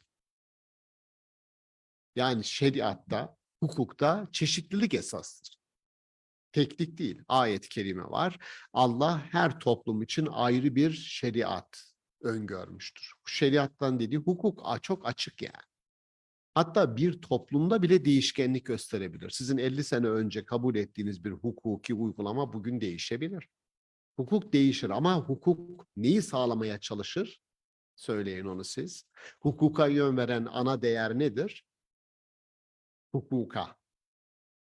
Yasaları yaparken, hukuku, maddeleri yazarken neyi sağlamaya çalışıyoruz? Adalet. Yani bütün normların arkasında dikkate aldıkları değerler vardır. Ne yaparsanız yapın, hangi hukuku uygularsanız uygulayın, adaleti sağlamaya çalışıyoruz. Bize yön veren adalettir. Dolayısıyla sarsılmaz olan, değişmez olan, 1 milyon yıl sonra da hala var olacak olan şey nedir? Adalettir. Ama o adalete göre değişebilecek olan hukuk normları değişecek. Onun için son sözüm, değer kalıcıdır, sabittir. O değere göre form, şekil alan normlar, uygulamalar değişkendir. Ve bu değişkenliği, bu sabitliği, aradaki ilişkiyi, git gel ilişkisini kuracak olan da insanın kendisidir. Bunu yaparken de ilahi olana, Allah'ın kelamına, Allah'ın hikmetine, toplumun maslahatına aykırı olmamak gibi bir kriteri dikkate alacaktır. Ama ben şöyle derim, inanırım buna, insanın vicdanı, kararmamış bir vicdan, çıkar ilişkileriyle bozulmamış bir vicdan, Tanrı'nın insan içindeki sesidir, temsilidir. Onun için Montaigne'in çok güzel bir sözü var. Bir suç işlediğimde beni önce içimdeki celladım, yani vicdanım kırbaçlar. O önce yargılar diyor. İçimizdeki o vicdan ilahi olanın bizi kontrol etmek üzere içimize yerleştirdiği temel kontrolördür yani. Onu dikkate alınca bence hem rasyonel hem vicdana yaslanan, nihai olarak herkes için iyi bir dünyayı kurmayı amaçlayan ama samimi bir şekilde böyle bir düşüncenin tam da ihtiyaç duyduğumuz bir düşünce olduğu kanaatini var bendenizde. Sorularınız, katkılarınız olursa almaya hazırım. Sunumunuz için çok teşekkür ederiz hocam. İlk önce salona soralım isterseniz soruları var mı diye.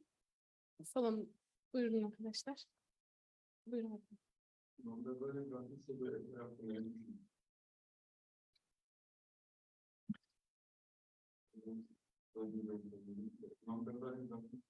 Hakkında ne düşünüyorsunuz? İmam Gazali ile ilgili biliyorsunuz düşünceyi,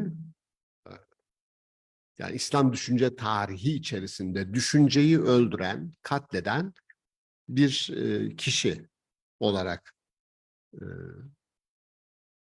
ne diyelim, lanse edilir diyelim. Kelimeyi öyle kullanalım.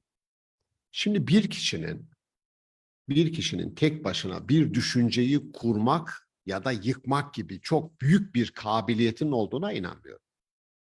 Yani Gazali ne İslam düşüncesini bütünüyle kurdu ne de bütünüyle yıktı. Böyle bir güç mümkün değil, olmaz. Ama çok güçlü anlamda bir damarı, şöyle düşünün, kalbimizde damarlar var yani. O damarlardan birisinin %100 tıkanması sizi öldürmez. Ama ağrılar, sızılar verir uzun süre. Çekersiniz yani ölene kadar çeker. Ana damar değil de yandaki damarlar tıkalı da olsa ağrısızıyla gidersiniz yani. İslam düşüncesinin damarlarından bana sorarsanız birisini bloke etmiştir yani kapatmıştır Gazali. İbn Rüşd gibi biliyorsunuz onun Tehafütül Felasife, filozofların tutarsızlığı kitabına karşı İbn Rüşd Tehafütü Tehafüt yazmıştır. Tutarsızlığın tutarsızlığı. İbn Rüşd gibi bir adam, Del Medigo, İbn Rüşd'ün İtalya'daki Yahudi temsilcisidir. Sieur de Brabant, Fransa'daki temsilcisidir. Spinoza, Hollanda'daki temsilcisidir. 1270'li yıllarda Papalık ve Paris Üniversitesi ortak karar almıştır. Okunması yasak kitaplar listesine İbn Rüşd'ün kitapları ve İbn Rüşd'ün adı da eklenmiştir. Kilise neden İbn Rüşd'ü istemiyor? Çünkü İbn Rüşd insanı bakın bugün konuştuğumuz konuyla doğrudan alakalı seküler bir dünyanın kurulmasının öncüsü sayılmıştır İbn Rüşd. İnsan ne yaparsa yapsın, peygamberin dışındaki bütün insanlar ne söylerse söylesin, nasıl büyük bir düşünce üretirse üretsin, ürettiği düşünce dini değil, dünyevidir. Dini bir kisveye asla büründürülemez. Dini bir kisve altında asla pazarlanamaz. Peygamberin dışında hiçbir insanın melekle, Cebrail'le, Allah'la iletişim kurmasının imkanı yoktur. Bana böyle geldi, bana böyle söylendi, yazdırıldı demesinin imkanı yoktur. Dolayısıyla şimdi bu insan seküler, yani bir dünya içindesin. Kurduğunda dünyevi bir şeydir. Bu şu demek: her insan senin dünyevi görüşünü eleştirebilir. Ama kardeşim bu bana Allah tarafından geldi, yazdırıldı. Tamam.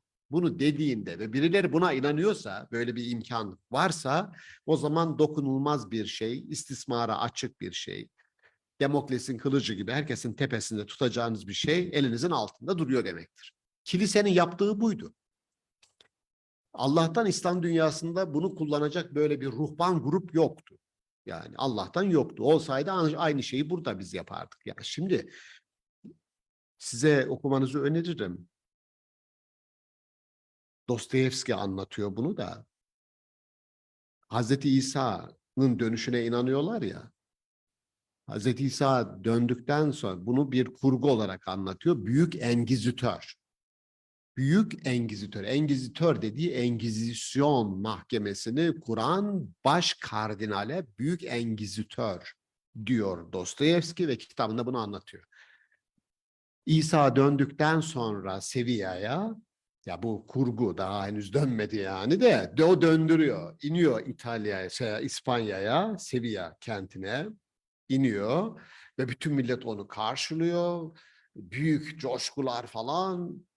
Hatta o arada bir çocuğu, kız çocuğu ölen bir kadın kucağında İsa'ya gidiyor. Sen diyor ölüleri diriltendin diyor. Hadi diyor şu çocuğumu dirilt. Çocuğu diriltiyor. O her şey mükemmel gidiyor. Uzaktan seyrediyor kardinal İsa'yı. Bir bakıyor ki İsa kilisenin kurduğu planları, kurduğu düzeni boşa çıkaracak, boşa düşürecek. Alıyor onu zindana kapattırıyor. Kardinal Hazreti İsa'yı zindana kapattırıyor ve zindanda kendisini ziyaret ediyor. Diyor ki, bak diyor, sen bize diyor Tanrı'nın krallığını vaat ettin. Dedin ki Tanrı'nın krallığını size kuracağım. Tanrı'nın krallığını falan kurduğun yok. Öyle bir krallık da olmadı diyor. Biz kendi krallığımızı kurduk diyor. Şimdi senin diyor o krallığı yerle bir etmene ben göz yumamam diyor.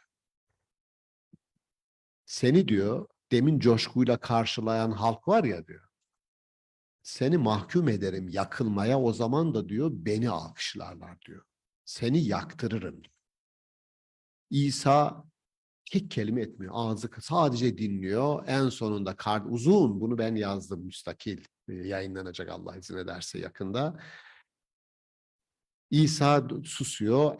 Kardinal bütün anlatıyor. Şundan dolayı biz seni artık bu dünyadan ihraç ettik. Geri dönemezsin diyor. İsa kardinal sözünü bitirince ayağa kalkıyor. Kardinale yaklaşıyor. Dudaklarından öpüyor. Ondan sonra susuyor. Ebediyen susuyor. Şimdi kilisenin, dinin peygamberini nasıl susturduğunu, onun amaçladığı düzenin tam tersi, bir düzen kurduğu ve sömürdüğü dünyayı. Bunu anlatıyor Dostoyevski. Dostoyevski dindar bir adamdır. Çok ciddi bir Ortodoks Hristiyandır.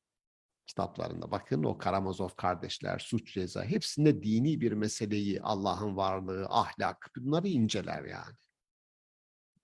Dolayısıyla biz dinin insanların tepesine bir şekilde böyle Demokles'in kılıcı gibi durdurulduğu bir dünyada İbn Rüşd'ün peygamberlerin dışında hiçbir insanın, bu kadar etrafta insanın dolandığı, din kisvesiyle dolandığı ve hep buyurduğu, ağzından çıkanın buyruk olarak algılanması gerektiğini düşündüğü bir dünyada İbn Rüşd'ün mesajı Batı'da karşılık buldu ama bu dünyada bulamadı.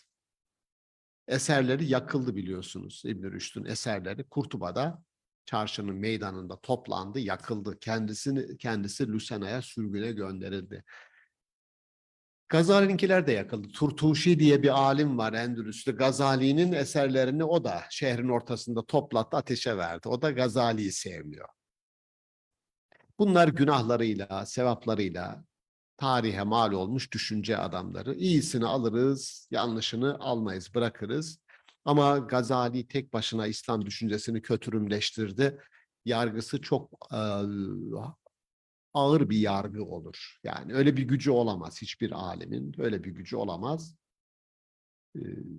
Sadece şunu bilmenizi arzu ederim. Gazali biliyorsunuz Selçukluların atadığı, Türklerin atadığı İranlı bir rektör. Nizamiye medreseleri. Ve Selçukluların Bağdat'ta meşru bir yönetim olarak kabul edilmesini sağlaması için de sürekli Gazali'ye, Nizamül Mülk'e, Cüveyni'ye, o isimlere aslında baskı da yapıldı. Yani Mesela Gazali'ye bıraksanız abi ben rektörlük falan yapmak istemiyorum. Bırakın beni ya falan. Ama yok yapacaksın sen. İyisin. Yap rektörlük yap. Orada kal. Neden? Sen orada kaldığın sürece Türkler de meşru bir güç olarak. Gazali bunun muhasebesini hep yaptı. Sonunda Bağdat'tan çekti gitti biliyorsunuz. Bağdat'tan gitmesinin sebebi bir gün diyor ki kalktı geldim diyor öğrencilerin huzuruna çıktım. Her şeyi unutmuştum diyor. Silindi kafamda yani. Şöyle düşünün ben buraya geldim sizle konuşmak için. Buraya oturdum. Karşılıklı bakışıyoruz. Hiçbir şey yok. Silindi. Diyor ki ben böyle bir şey yaşadım. Büyük bir baskı altındaydım ve her şey silindi kafamdan diyor. Gitti. Unuttum. Bir tür Alzheimer ya yaşadım diyor. Tamam. Diridir ya. Sonra fakat anlıyoruz ki sadece sebep bu değil. Böyle bir şey yaşadı yaşamadı kendi ifadesi yaşadım diyor. Fakat bu baskısının sebebi ne? Geri döndükten sonra Sultan Sencer kendisiyle görüşmek istiyor. Gazali'yi getirin diyor bir konuşalım, sohbet edelim. Diyor ki Bağdat'tan ayrılmadan önce bir şeye söz vermiştim diyor. O sözümü tutacağım diyor. O da şu bir daha sultanlarla oturup konuşmayacağım.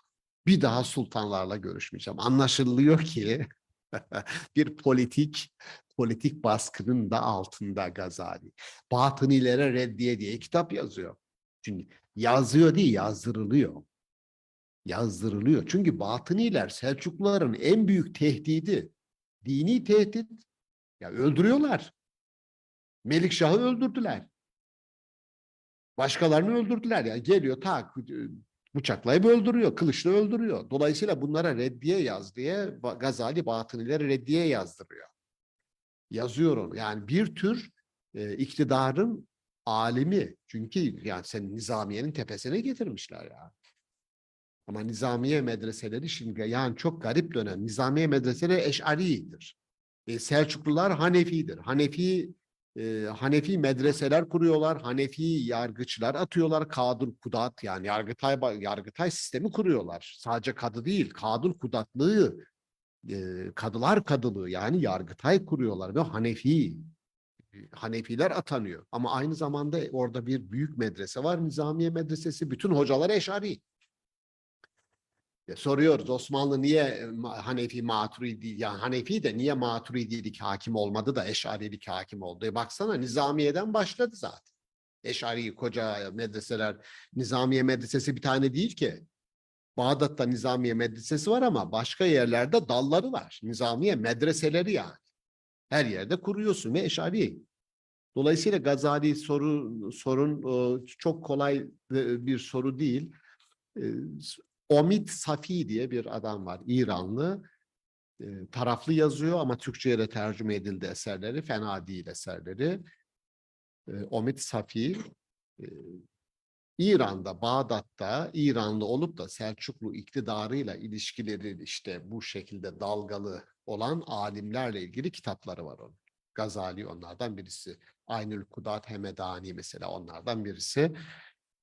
The Politics of Knowledge, Bilginin Politikası diye bir kitabı var. Türkçe'ye henüz tercüme edilmedi. Bu meseleyi bütünüyle orada ele alıyor. Selçuklu'yla bu alimler arasındaki ilişki. Bunlar Sünniler ama. Yani unutmayın. İran'dan bahsederken, İran derken aklınızda şu bulunsun. İran kök olarak Sünnidir. İran Sünnidir. Ne zaman Şii olmuştur? Bir Türk Şiileştirmiştir onları. Şah İsmail.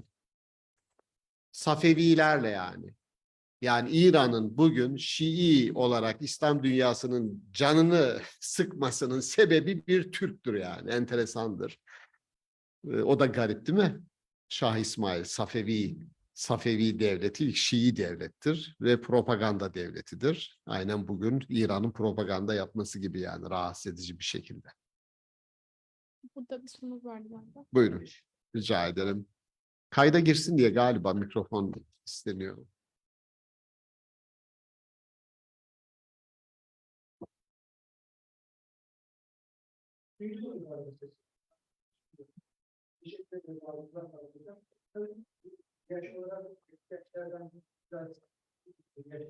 Ya siz 30 yaşınızdasınız, arkadaşlar da 21 yani. 10 yıl o kadar çok şey değil yani. Kaçsınız? Yani 21 derken siz kaçsınız? 10 yıl. 20. 21 yok mu ya? Beni Tamam, bir tane. Tamam.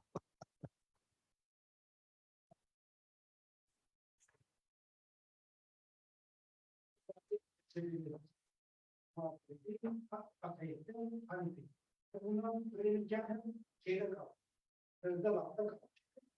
Uygulamaya baktığımızda eşitlikleri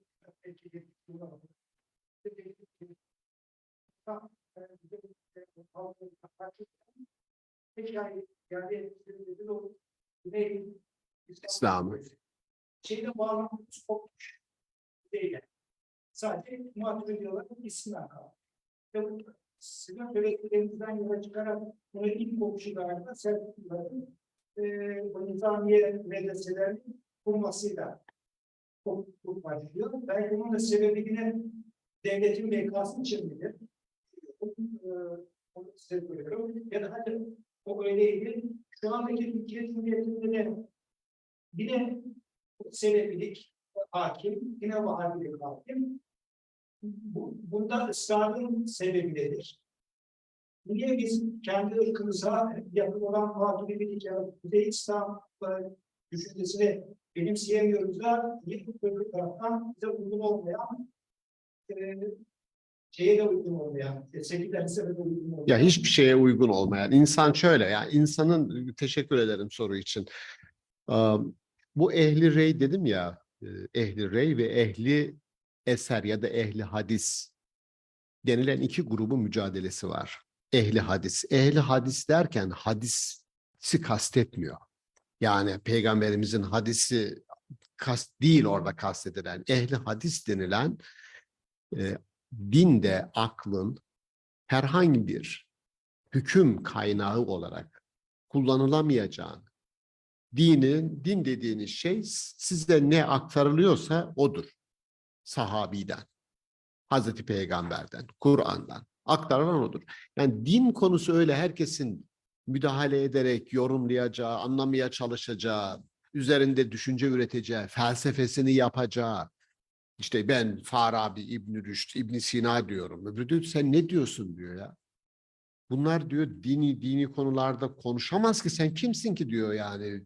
Dolayısıyla Selefilik dediğimiz koca bir medeniyeti, yani sahabilerden sonra ortaya çıkan süreçte ne ürettikse hepsinin üstüne bir sünger çek diyor. Bunların dinle, imanla alakası yok. Ha bu nedir? Felsefedir. Tamam diyor. Felsefe yapıyorsan yap diyor. Bunun zaten saçma sapan şeyler diyor. Felsefe dediğin nedir diyor. Kelam yapıyoruz. Kelam dediğin zaten diyor zındıklıktır diyor. Bu nedir ya falan. Peki ne yapacağız? Hadisleri al önüne oku diyor mesela. Hadis oku diyor. Ehli hadis bir düşüncedir.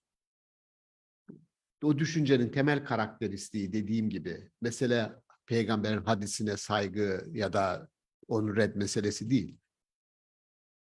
Bir küçücük önemli olduğu için söyleyeyim. Ebu Hanife İmam-ı Azam diyor ki biz hadis alırız diyor. Bak hadisi alırız, kabul ederiz. Ama diyor şartımız var. Nedir şart? Bir, aldığımız hadis insanın aklına, mantığına, vicdanına uyum gösterecek. İki, aldığımız hadis, yani sizden bize aktardığınız hadistir diye getirdiğiniz Kur'an-ı Kerim'e uyum gösterecek. Üçüncüsü, Hazreti Peygamber'in hadisidir diye getirdiğiniz Hazreti Peygamber'in sünnetine, yani yaşam pratiğine uyum gösterecektir. Şimdi hadis diye söylediğin şey bakıyorsun, peygamberin hayatına uyumlu değil, uygun değil. Yani bu şu demek. Onun ağzından çıkmasının imkanı yok. Size az önce söyledim ya, Turtuşi diye bir alim Gazali'nin kitaplarını Endülüs'te yaktırdı. Sebebi ne? Sebebi şu.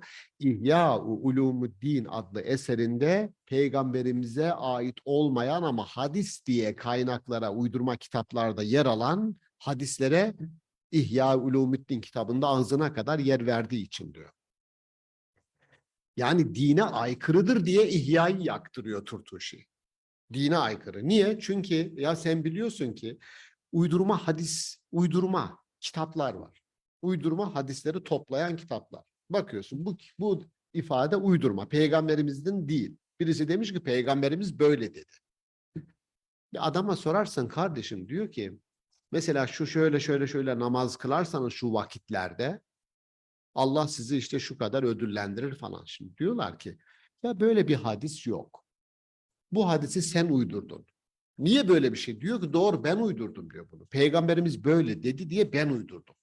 Peki niye uydurdun? Baktın millet diyor namaza hor bakıyor. Çok fazla baktın namaz kılmıyorlar. Ben onlara namaza teşvik için işte şöyle namaz kılarsanız şöyle ödüllendirilirsiniz diye uydurdum diyor. Yani kötü niyetim yok diyor. Şimdi adam vay be Allah razı olsun yani iyi ki böyle yapmışsın mı diyeceğiz adama. İşte bunun gibi uydurulan ifadelere mevzuat kitapları, uydurma hadis kitapları var. Orada olan bu tür ifadeleri Gazali almış, İhyasına koymuş. Turtuşi de bundan dolayı İhya'yı yaktırıyor. Şimdi Ebu Hanife de diyor ki bir hadis, peygamberimizin ağzından çıkan bir hadisin başımızın üstünde yeri var. Ama onun sünnetine uyum göstermesi gerekir. Kur'an'a uygun olması lazım, insan aklına uyumlu olması lazım. Çok pratik ve pragmatik davranıyorlar. Mesela 4 halife bizim için değerlidir. Ama İmam-ı Azam Ebu Hanife'ye göre ilk 2 halifenin görüşleri ve o dönemde yapılan icma değerlidir. Son 2 halife döneminde yapılan tartışmalar, siyasi kavgalar yani Hazreti Ali ve Hazreti Osman dönemini söylüyor. Bu dönemde yapılan icmalara biz değer atfetmeyiz diyor. Neden? Çünkü oradaki meseleler artık siyasi bir karakter almıştır, kişiselleşmiştir. Gördünüz mü? Burada bir art niyet yok. Çünkü birilerini kötülemek için birbirlerini peygamberimizin ağzından artık sözler uydurulmaya başlandı. Ve şahidiyiz biz bunun. Çok pratik, temiz bir sistem kurmak için zorunlu olarak böyle yaptılar. Sizin sorunuz çok değerli, çok önemli. Ben bu kültürün yani Orta Asya'da artık bugün Hanefilik ve Maturidilik bir devlet, makro kimlik olarak inşa edilmek üzere çok ciddi enstitüler kuruluyor, çalışmalar yapılıyor ve üzerine titriyorlar. Haklı olarak üzerine titriyorlar. O çerçevede ben gittim Ahmet Yesevi Üniversitesi'nde hocalık yaptım. Kazakistan'da. İşte Özbekistan'a, Semerkant'a bir etkinlik için, sempozyum için gittik ve çok değer veriyorlar. Üst düzey temsillerle yani. Maturidilik deyince bu halkın ruhudur. Hanefilik, Maturidilik bu halkın ruhudur. Şimdi zorunlu olarak geldiğimiz nokta şurada. Dinler arkadaşlar. Kişisel olarak dindar olup olmamayı geçtik. Dinler geri döndüler. Tartışmasız yani. Ve her sistem bir şekilde dine kendi bünyesinde yer veriyor. Anayasalara bakın. Dünyadaki anayasaların çok büyük kısmında dine referans vardır. Hatta mezhebe referans vardır. Hristiyandır der yani. Bu ülke Hristiyandır. Yunan anayasasında Hristiyan kesmez. Ortodoksluğu da yazar. İngiltere kraliçesi öldü, şimdi kral. Sadece İngiltere'nin kralı değildir. Kilisenin başıdır resmen. Öyle tanımlanır. Anglikan kilisesinin başıdır. Dolayısıyla o ülkenin Anglikan kimliğini korumak zorundadır.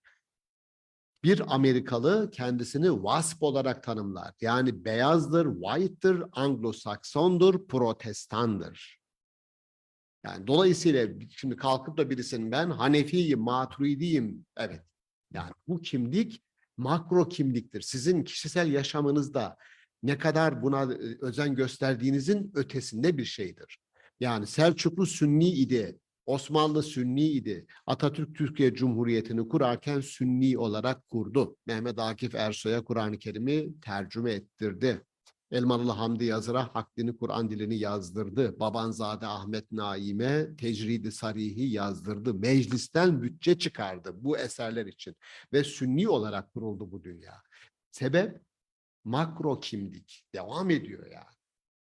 Aynen Amerikalıların kendilerini Protestan, Fransızların Katolik, İtalyanların Katolik olarak tanımlamaları gibi. Bugün gidin bakın Kanada, Quebec'e bak. Ben takip ederim bu tür şeyleri. Quebec Fransızdır. Yani Kanada'da Quebec eyaleti Fransız asıllıdır ve Katolikliği yani Kanada'nın Protestanlığı, Katolikliği yemesin diye 70'li yıllardan bu tarafa mücadele ediyor. Anayasa mücadelesi şu bu. Quebec. Yani din öyle çok Dinden öyle değil yani. Öyle değil.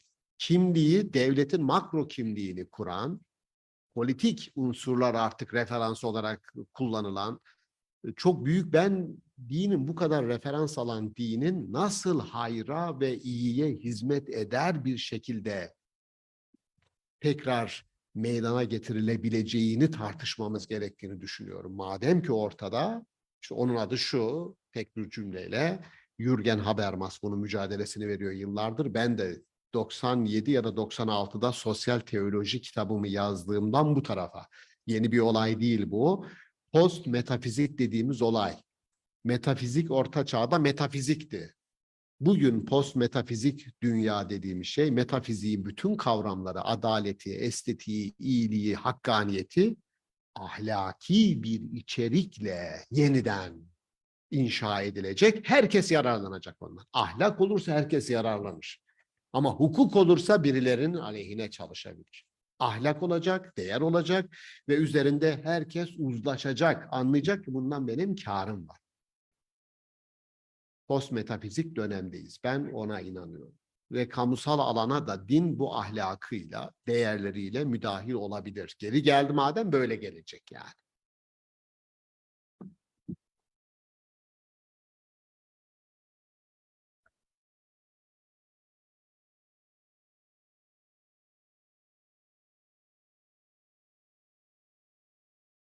Duyuluyor ama kayıt için mi bilemiyorum. Kayıt için galiba arzu ediliyor. Evet. Verdiğiniz bilgiler için çok teşekkür ediyorum Sayın Hocam. Benim sorum şöyle olacak. Şimdi Toynbee'ye göre dedik ki Kuzey ve Güney İslamı var. Bunun sonucunda ortaya çıkmış büyük bir Selefi kültür ve asırlardır biz bu Selefi kültürün içerisinde İslam dünyası bocalayıp duruyor. Şimdi bir şeyin şer'i değil, Hanefilere göre, Maturidi'ye göre şer'i değil, meşru olması da yeterli diyoruz. Fakat dönüp geriye yine de belli noktalarda müracaat ediyoruz. Şimdi dinin ana kaynağı, ana temel, itikat, ibadet, ahlak ve muamelat. Bizim bocaladığımız hususlar muamelata ilişkin konular. Bu durumda geriye dönük baktığımızda Allah dinleri gönderirken itikat, ibadet ve ahlak unsurları, değerleri sabit. Muamelatta değişiklikler var. İşte hırsızlık yahut zina gibi vesaire uygulamalarda. Şimdi biz madem ki akıl da insanın içindeki peygamber, itikat, ibadet, ahlak temelli, içimizdeki peygamberle yola çıkarak ve tarihteki diğer dinleri de baz alarak, muamelattaki değişikliklerden yola çıkarak geldiğimiz noktada, neden biz muamelat konusunda bu şekilde bocalamaya razı oluyoruz diye ben sormak istiyorum. Çünkü yani adalet, vicdan ve barış ekseninde yeniden yaklaşımlar sergileyemez miyiz? Benim kanaatim bu noktada. Çünkü Allah diğer kavimlere gönderdiği peygamberlerde muamelatta değişiklikler yapmış ama bana aynısını da yapmamış. Bunu yapacaksın dememiş. Öyleyse şu anki birikimimizle biz farklı bu noktada bir okuma yapamaz mıyız? Açıkçası ben kendim böyle düşünüyorum. Böyle olması gerektiğine inanıyorum. Sağlıklı olanın bu olduğunu düşünüyorum. Bu konuda sizin görüşünüzü merak ediyorum. Diğer bir konu da insan, dediniz ki insan en değerli unsurdur dediniz. Geçenlerde hutbede de Diyanet İşleri Başkanı'nın bu şeyi vardı, bir hayvanlara yönelik falan hutbede, efendim mükerrem yaratılmış varlık falan vesaire gibi. Şimdi ben bu da aslında burada sayımız çok olmayabilir ama takip eden izleyenler için de bunu açıklamanızı rica edeceğim. Benim bildiğim, ben de bir ilahiyatçı olarak benim bildiğim ve inandığım Bakara 30, Allah'ın yarattığı sistem için insanın bir halife olduğudur. Allah bir sistem yaratıyor, doğayı, hayvanları, her şeyi kendisine emanet ediyor. Ama geldiğimiz noktada ben şunu görüyorum, halife olmaya layık olmayan, o değerleri taşımayan insanlar da buradan yola çıkarak belki asırların yanlış yönlendirilmesi, ben üstün varlığım, ben üstün varlığım, ben ne istersem o olur, benim istediğim gibi her şey etrafımda dönmeli, benim menfaatime hizmet etmeli şeklinde bir yaklaşım var ve bu vicdani olmaktan uzak, insanları yanlışa yönlendiren bir düşünce biçimi. Dolayısıyla İnsan, biz biliyoruz ki Kur'an-ı Kerim'de Allah'ın emirlerine itaat ettiği zaman, doğru yolda yürüdüğü zaman esfele safilinden kurtulabiliyor. Her insanda mükerrem değildir diye düşünüyorum.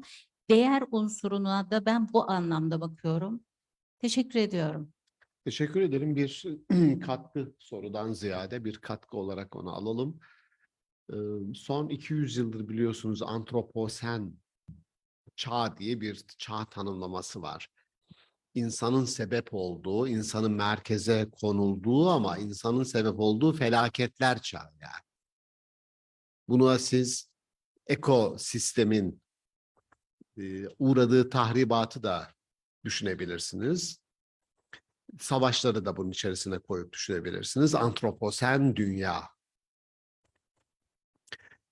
Vel arda halakaha li enam diye bir ayet var biliyorsunuz. Allah yeryüzünü bütün varlıklar için yaratmıştır. Yani bu sadece insanın merkeze konulduğu, onun dışındaki her şey bize uygun yaratıldı yani.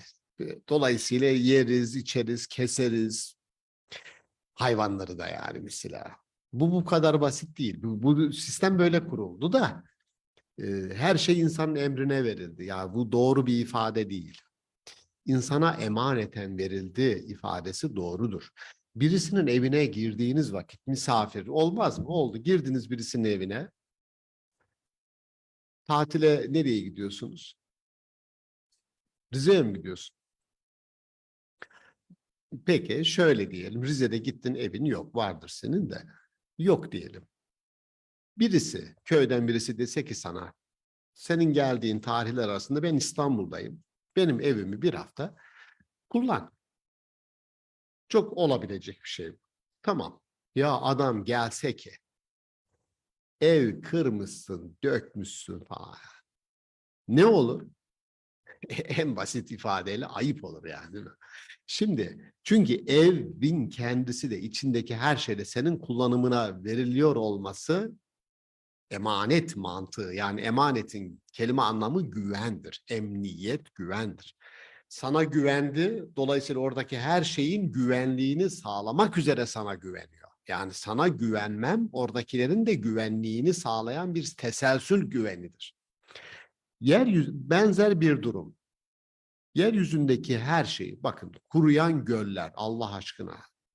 Bakıyorsunuz bakın ben İran'a 3 ay önce İran'a gittim.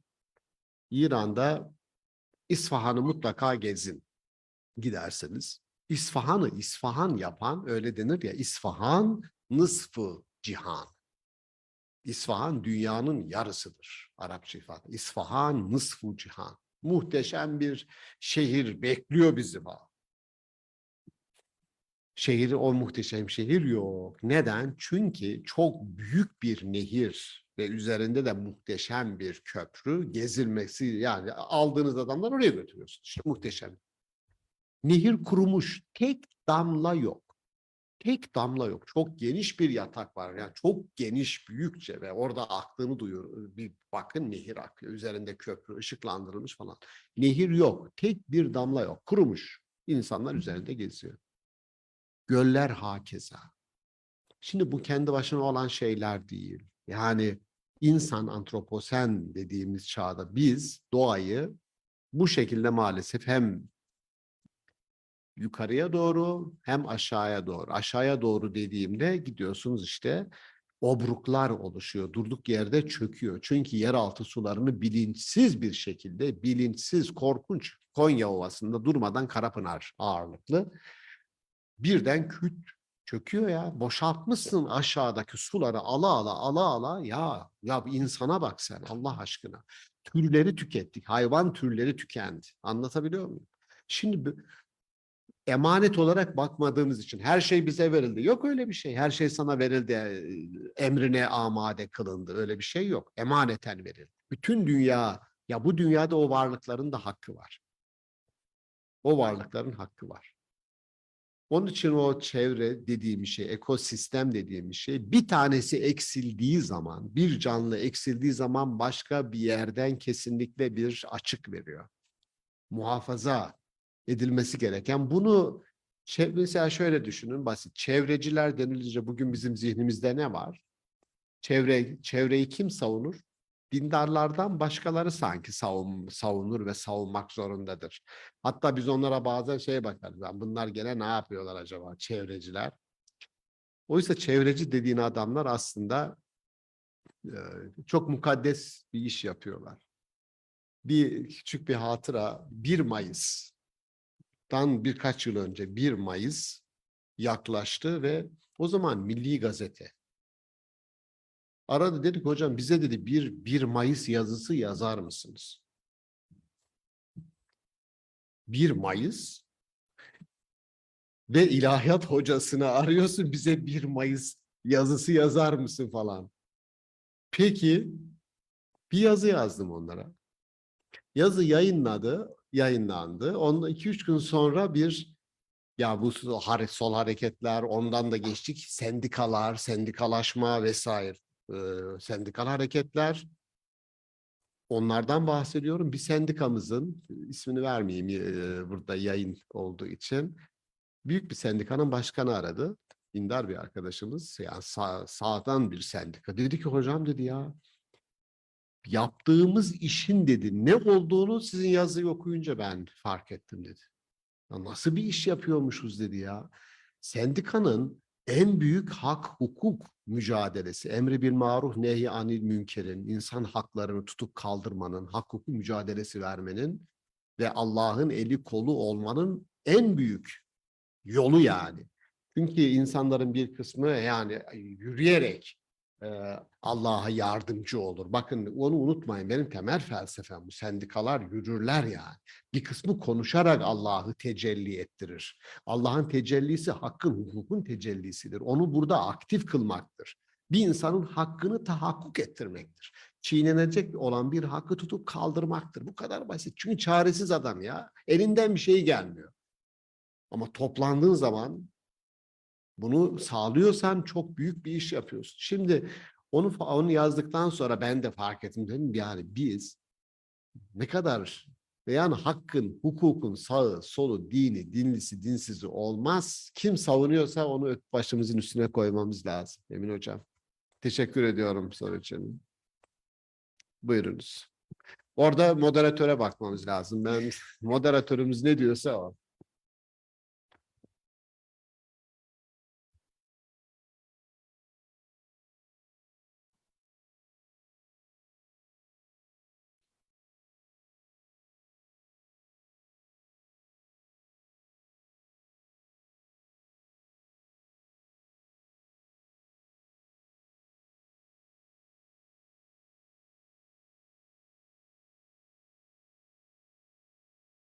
Ve asla göz yummamamız gerekir inancımız gereği.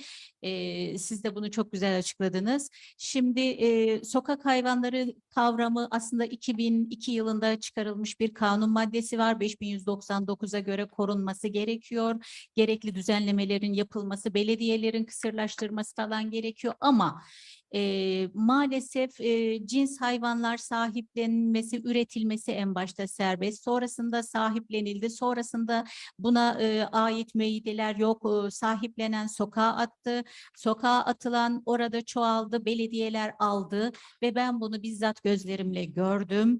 İnandım diyen hiçbir insanın vicdanı bunu kaldıramaz, kaldırmamalı. Değişik usullerle yakalamalar, öldürmeler, yüksek dozlarla kalp krizinden ölümüne sebep olmalar, barınaklara doldurup oralarda hastalıkla katletmeler, hastalandığı vakit tedavi etmeyip inim inim inleterek öldürmeler. Bunlar bizim Müslümanız diyen insanların olduğu ülkede yaşanıyor. Ve belli bir inandık diyen insanların yönetiminin içerisinde yaşanıyor bunlar. Bunu Çok, belki de şöyle yapmak lazım Emin evet. Hocam. Bu çünkü uzar bu. Ee, Amerika'da birkaç vesileyle ben farklı yıllarda hem ders verdim hem vesaire yaşadım yani biliyorum. Dışarıda tek bir köpek görmedim. 52 milyon köpek var idi ben Amerika'dayken. 52 milyon köpek. Ve hepsi sahipli evlerde. Sahip var köpeklerin. Bakımları yapılıyor vesaire. Aynı şey Avrupa'da görebilirsiniz. Bakın İran'da sokakta tek bir köpek göremezsiniz. İran'da da tek bir köpek yok. Türkiye bunun istisnası. Söylediğiniz olayın birkaç yönü var. Bir, şimdi geçen bir gazetede lazım değil, bildik bir isim, uzun köpeklerin parçaladığı çocuk suratlarını Onlar vererek özellikle etki ajanlığı yapmak isteyen çevreler. vererek Evet. sokak köpekleriyle ilgili o da bir algı oluşturuyor. Sizin söylediğiniz de bir algı. Şimdi şöyle, gerçekten sokaktaki köpek hem tehlike saçıyor dışarıdaki için hem kendisi de aç susuz kaldığı zaman bizim için bir vicdan meselesi oluyor. O zaman o kısırlaştırmaydı vesaire. Yani süreç ya dünyada bunun Amerika'yı yeniden keşfetmeye gerek yok. Bir deri bir kemik kalmış köpekler. Bizim sitemizde köpekler var bakıyorum. Bakılıyorlar, besileler, hiç sorun yok yani. Orada hiçbir sorun yok. Ama ben biliyorum ki 2 gün bakılmasınlar. Sorun olabilir, doğasında var çünkü hayvancağızın yani. Dolayısıyla bu mesele sizin kişisel kanaatin, hayvanlarla ilgili hassasiyetiniz tamam. Ama insanların yani sokaktaki köpeğin aynı zamanda doğası gereği bir risk taşıdığını da biz dışarıya çıkıp sitenin dışında yürüyüş yapamıyoruz. İşte ben orada bir Yapamıyorsunuz. Dolayısıyla bu gerçeği de dikkate alarak belediyelerin, yani ben şöyle bakıyorum, bu meseleler kamu otoritesinin olduğu yerlerde kamu otoritesini harekete geçirmek lazım. Buna hangi yasa, hangi kanun maddesi onun yetki sağlıyor, sorumluluğunu ona hatırlatıyorsa onu bir şekilde onlara mahkeme yoluyla işte belki bu tür platformlarla biz onu bildireceğiz. Fikir olarak benim hayvanı sevmem ya da karşı olmamın ötesinde bir gerçeklik var ve o gerçeklik şu anda Türkiye'nin bu konuda sınıfta kaldığı gerçeğidir. Hayvan barınakları içler acısı. Evet. Nereye giderseniz gidin. Ben birkaçını biliyorum. Gidin Gölbaşı'na. Gölbaşı'nda hayvan barınağının durumuna gidin bakın. Yani içler acısı. Barınak onların yeri değil. Yani bu kadar köpek Türkiye'ye kontrolsüz bir şekilde fazla sokaklarda. İşte ben onu uygulamak için şuraya Evet. dikkat çekmek Evet. istiyorum hocam. Bakın, Evet. görevliler görevini yerine getirmedi ama şu an hayvanlar da bir ümmet mi? Evet. Ve onlara ahlaki olmayan, vicdani olmayan, adaletli olmayan bir soykırım uygulanıyor. Ben ona dikkat çekmek istiyorum çünkü Evet, yani dediğim gibi yanlış bu yönlendiriliyor insanlar. sonucu sadece konuştuğumuz zaman Evet. hata verir. Onu söylemeye çalışıyorum. Sebebe bakmak lazım.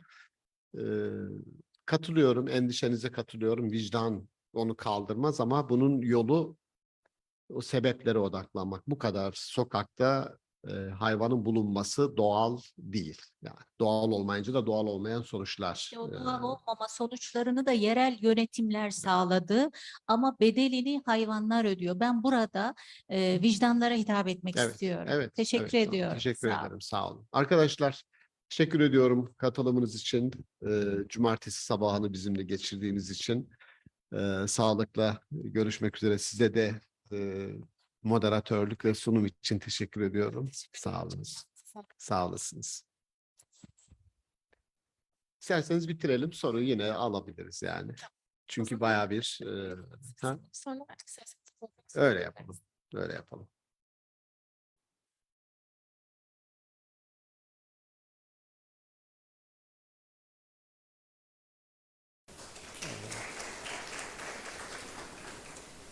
Almanya'dan olsaydı Almanca da söylerdik ama yok.